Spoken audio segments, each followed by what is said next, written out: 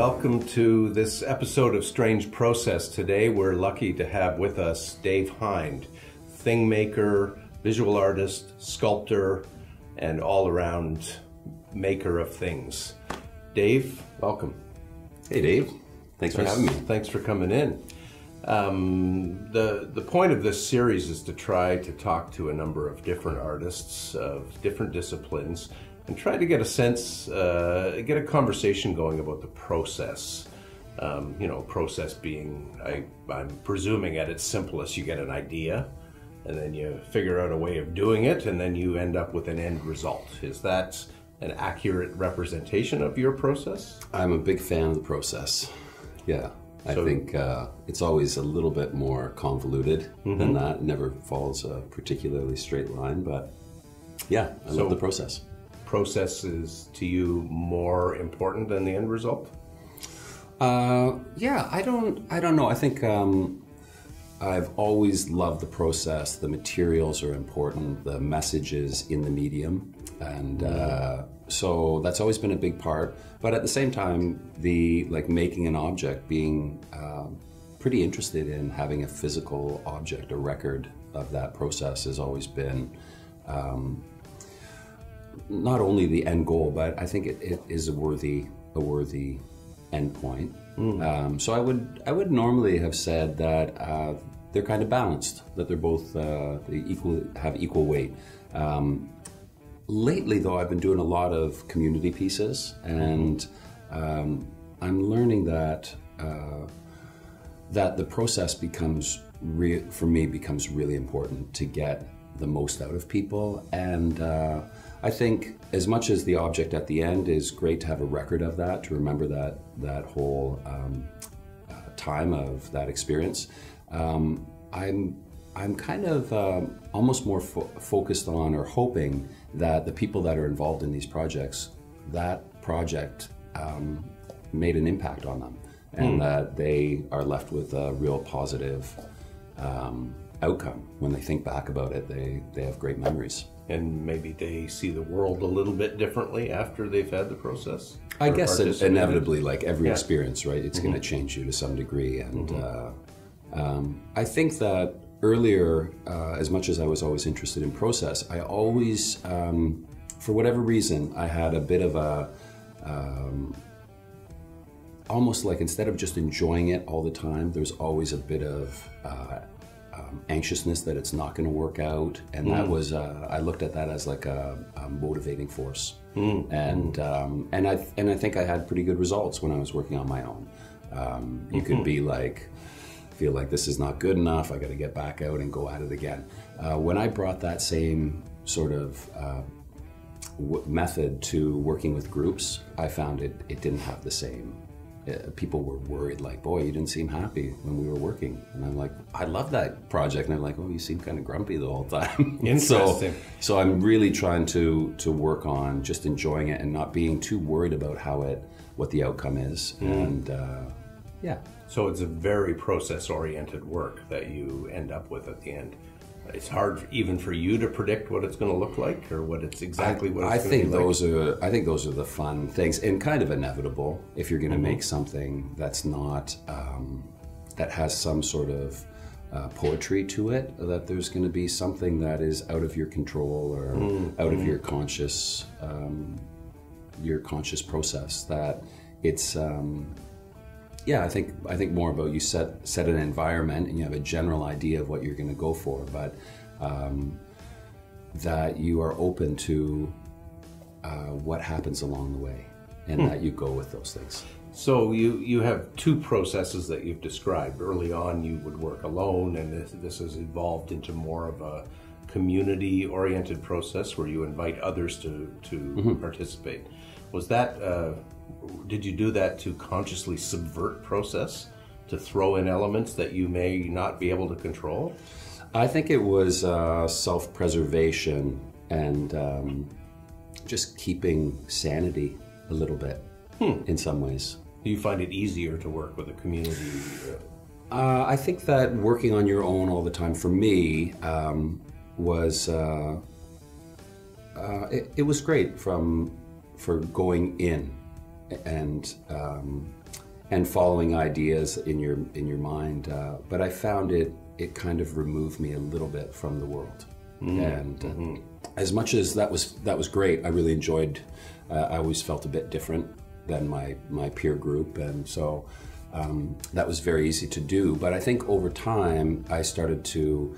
I think the communal animal in me was feeling a bit starved. And so it was kind of, that's one of the great things about being in the arts, is you can control, you're your own boss, you can control, like, again, if we're using the word process, you can control the environment that you're making things in. So, so that became, that was one of the, I say that, it's true, I say that a little bit jokingly, that I was also interested in just community, ideas of community, and it felt a bit odd working away on your own, doing ideas of, trying to follow themes of community.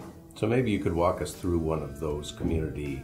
I know you've done a number of large community projects. There's the canoe, there's the horse. I think you're working on a much bigger one now. So how does it start? Where does from a point at which you get an idea? I presume that's not a community idea. That's something that you get on your own. And then at what stage do you invite the community to participate?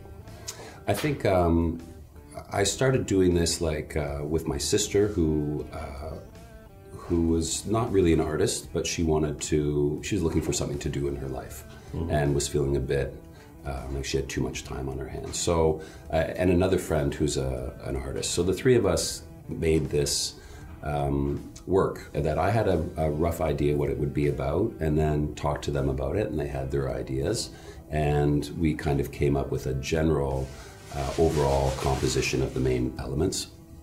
And then within that overall composition, there was a place to invite our family and our friends to add smaller pieces, and they would all fit in. And I think after doing a number of these types of projects, you start to get the hang of things that work and things that don't work, and how do you keep some amount of order when you're inviting all of these people to add hopefully whatever they want. You don't want to be looking over their shoulder saying, okay, do this and use this color and do it this way, because that tends to shut people down pretty quickly. Then they become self-conscious, especially if they're not practicing artists, or they don't have confidence in their drawing, or so the trick was to try to kind of come up with an overall composition that sort of parameters that you open up to people. You don't give them a really big paintbrush and just say, okay, here you go. You kind of constrain the parameters with which they can work in, and within that they can do whatever they want. So well, I often think of the work of art as having an overriding theme and then a number of details. All the details add up to represent that theme. So are you inviting the community to participate at the level of detail then? Yeah, I think originally that's the way it worked. We did a project with in my sweetheart's classroom where she was teaching grade 4, I think it was, and so I had done a large tree, a large apple tree that had no leaves on it, so it was in the fall, and I went out to her class and just asked for blossoms and bugs, and we provided small pieces so that we could kind of establish the scale that they would do. And we got a lot of bugs and blossoms, but we also got all of these interesting things that we didn't expect. And I think that was, that's when those are the kind of models that seem to work really well on the simplest way. And then gradually, what I'm trying to do is give larger areas over to people who have more investment. So like when I worked with those kids, it was for a couple of hours that they did their little piece. What I've been trying to do in the more recent projects is have opportunities for people to have a larger role. So if they're interested in investing a week worth of time, then they become more involved in the overall composition, and maybe they take one of the large figures. And again, the trick is to have an overall theme, like you say, but not have, if it's figures, for instance, not have those figures established. So you're not assigning a figure to someone. That they can see the theme, they can think of their own personal experience, and that way they can actually be really invested in it and feel like they're not just a worker in the project, but they are part creator. So interesting. So it sounds like you're still, this process of community involvement is still evolving for you, and it sounds to me, and tell me if I'm wrong, it sounds to me like you're trying to find ways of inviting collaborators to jump in earlier and earlier in the process. Absolutely. Yeah. It's towards sort of a goal of maybe one day you'll have an idea and then you'll just let someone else do it all together. They can kick me out of the group and they could just take it on. Like, I mean, I'm saying that kind of jokingly. No, but would that be something that, are you interested in that idea of how someone else would interpret your idea? Yeah, very much so. Like, I think that's always a bit of a challenge. Like, it would be, I'm sure it would be tough to not be involved in a project. So, well, there's a very strong visual continuity through your work. Like, it's Sure. I'm always able to identify one of your pieces, even if I see it somewhere I don't expect it. I usually can say, oh, that's one of Dave's pieces. So keeping that continuity while inviting people in, it sounds risky. It sounds very risky. Is the risk there? It sounds very brave to me, and it sounds like a risky endeavor, but is that something? And you're I guess attracted for to? me, it's like / exciting. It seems like then the work has some excitement to it. And if there's sort of a method that is safe, then you can have great successes. You can keep refining these ideas, but I think it's harder for me to kind of capture that early rawness of like when you're early on an idea or a new type of work. You lack the refined part of it, but you have that raw essence, and like, I don't know, could I use Phil Collins as an example? Like when they were in playing with Peter Gabriel, and like the music's amazing, and I look at Phil Collins and singing and drumming, but it felt like his music got more and more refined and less vital as it kept going. Yes. Personally, sorry, I don't know. I hope you're No, I understand. Fan of his later work. I understand 100% what you mean. So, yeah, I think that, and I think, I don't know. As much as it would be hard to be kind of not an important person, well, so we called these community works the Aluminum Quilting Society, yes. And I think I always thought of it as like this. It's a collective, but as much as there are some people that are return members and they've contributed in a lot of projects, I joke about I'm always the benevolent dictator of the group. So, which may be just the reality. Like, it is this medium which is kind of unique to the work I do, using reclaimed aluminum, and so maybe that's just the way it'll be. Is that exclusively your medium now? You always work with reclaimed aluminum? I still use steel a little bit. That's what I used in the early days. Any painting or drawing? Or we're starting to paint. Well, like the drawing goes into the aluminum with the grinding and the etching, but we're starting to paint. And because I'm reaching out to other artists to be involved. Some people are just real painters, and that's what they know. So to have them, sometimes people are interested in trying new techniques and push their own practice a little bit.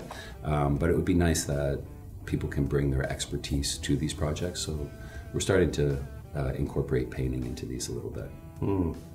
Interesting. Well, what I've noticed about some of your works is they have a painterly quality to them, even though they're just literally, when you go up close, they're little pieces of aluminum riveted onto a background. But when you stand back, they look very painterly and very...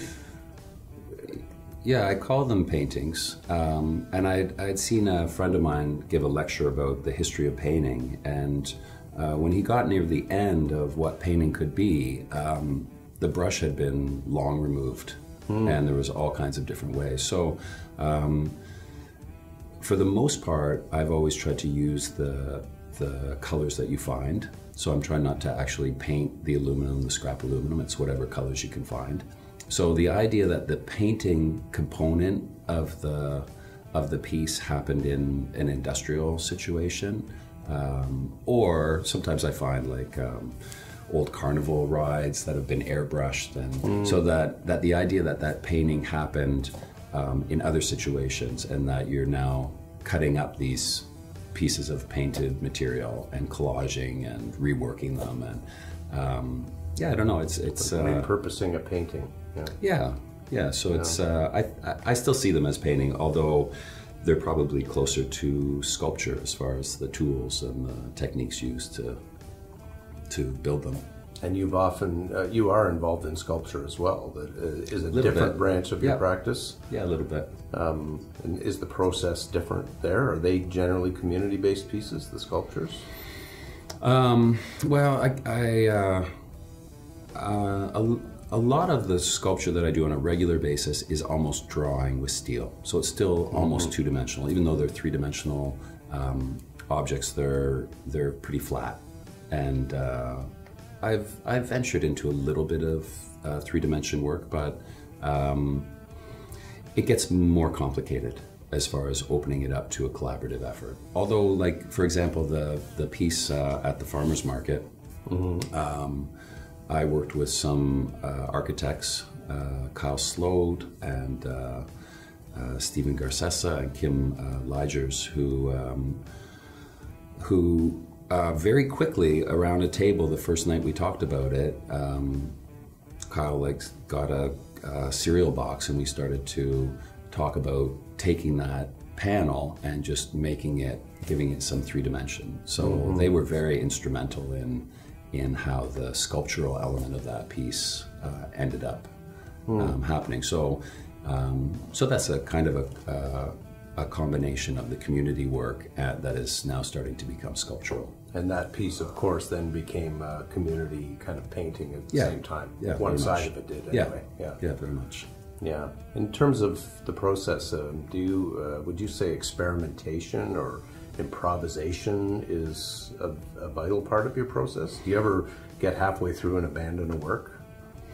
There's definitely a few works kicking around the shop that never quite worked out. You know that. And there's a certain, like we're talking about this community process, there's a certain unknown just in the process, so you don't quite know what's going to happen. But as far as experimentation, what I find I do a little bit is instead of like trying a lot of really different things, I find that my innovation is just very slowly happens. You kind of have a work that you're doing, and you get a few ideas as you're doing it for the next piece. And sometimes in the course of these works, quite often you have an idea in your head, you start off building it.